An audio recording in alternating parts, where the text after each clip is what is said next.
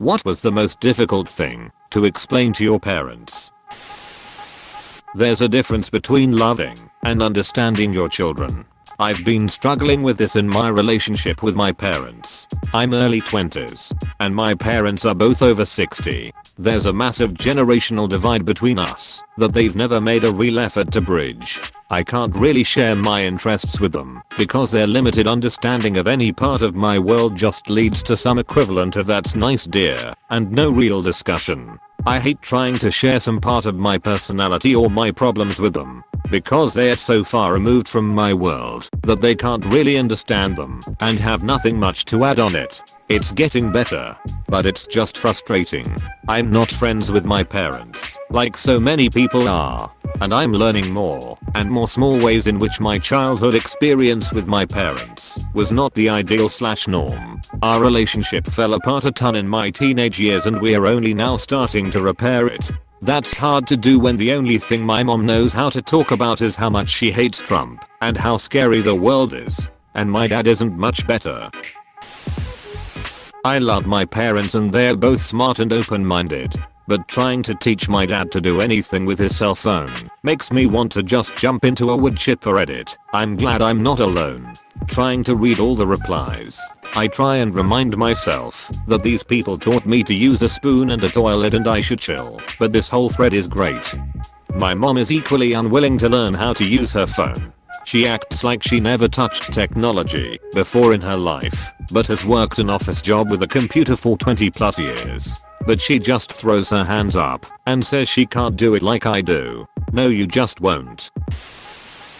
That they needed to stop commenting on my acne and how pimply my face is. I'm a teenager.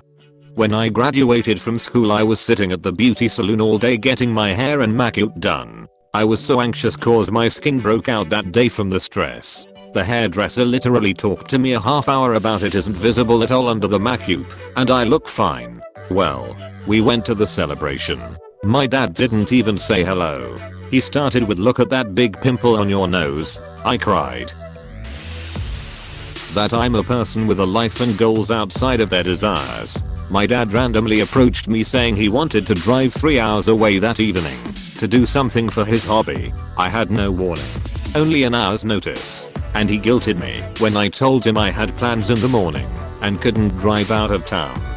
Sounds like my family raised me to be a pet for them, not to become who I am, be what they want me to be.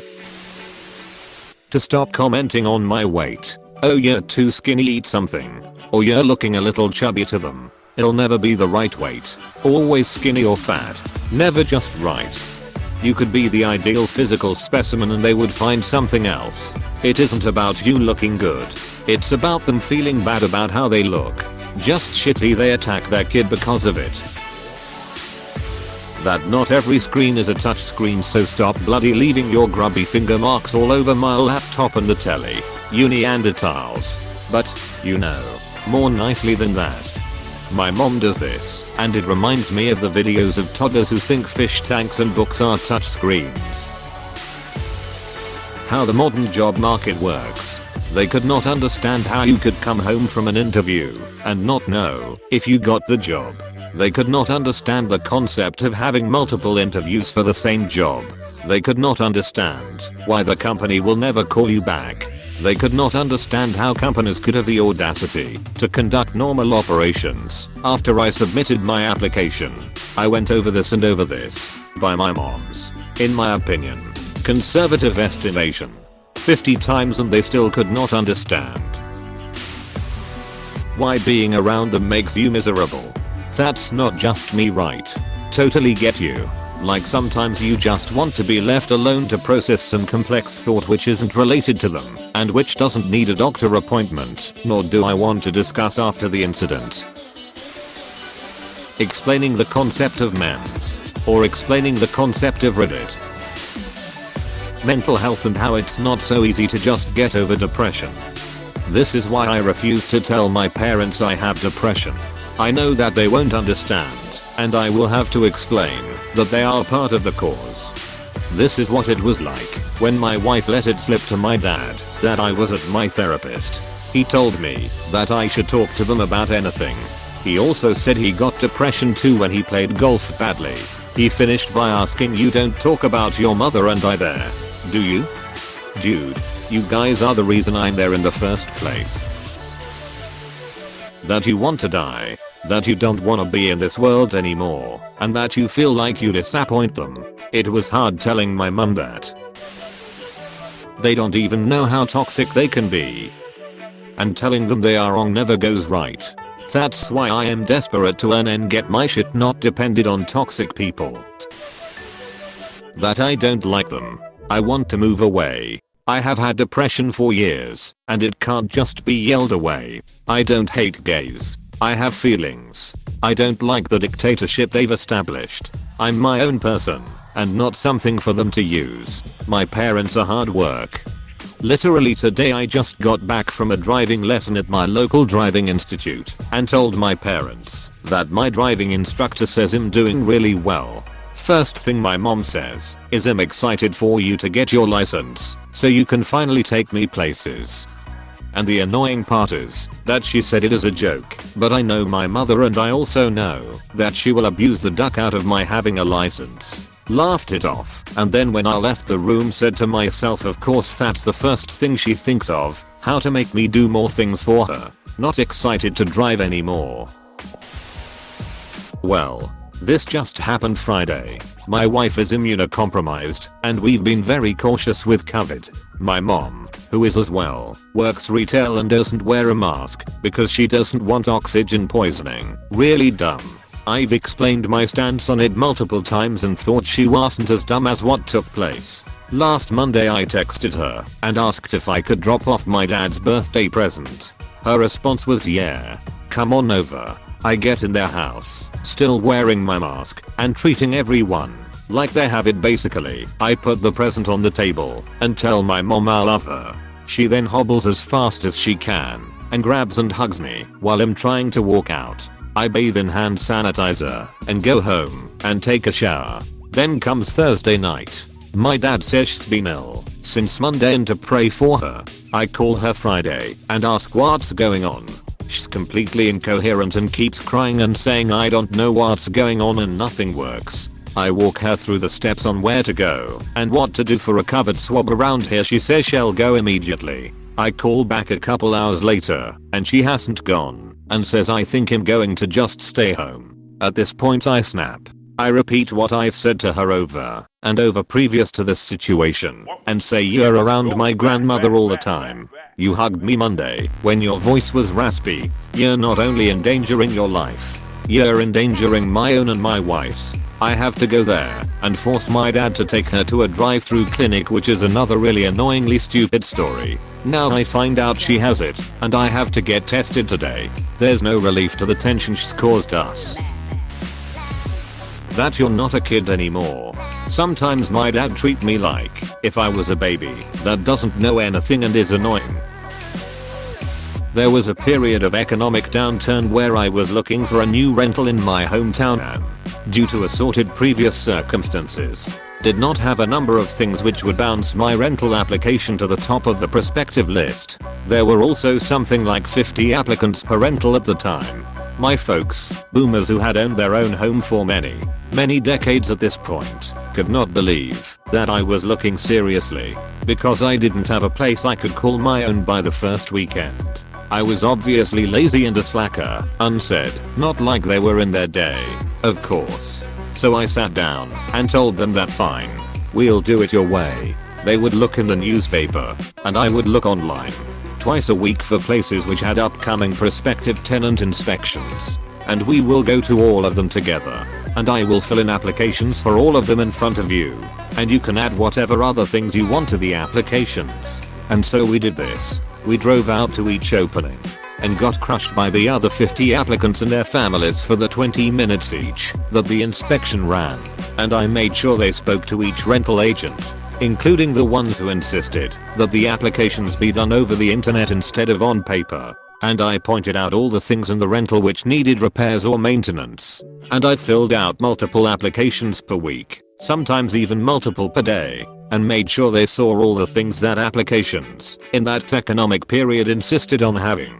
such as proof of your personal income and multiple endorsements from previous landlords/agencies. And I added all the shit that they wanted to add, even when it was illegal, like offering to pay a higher rent, because we were doing it their way, which was obviously better, right? And I made sure to ask them, each and every time, whether there was anything else they thought I could add to the application. Anything at all. And then I sent it off. And I would tell them of the trivial few which even bothered to reply with a rejection. And when they wanted me to phone the agent and confirm I was rejected, I would make them sit down with me while I did it. It took 6 months of near daily repetitions of going around in this circle and making sure they were there for every single minute of it before they cracked and admitted that maybe the economy and the process of house hunting wasn't the same as it was back in their day. That no is an acceptable answer, and that we are allowed to stop seeing them if they are assholes. Having to call up my mum and dad separately and explain that my brother had committed suicide, as I was the first person the coroner had been able to reach. This came exactly a year after my other brother had also committed suicide. That Steam is a legal marketplace, and buying games there is not pirating them.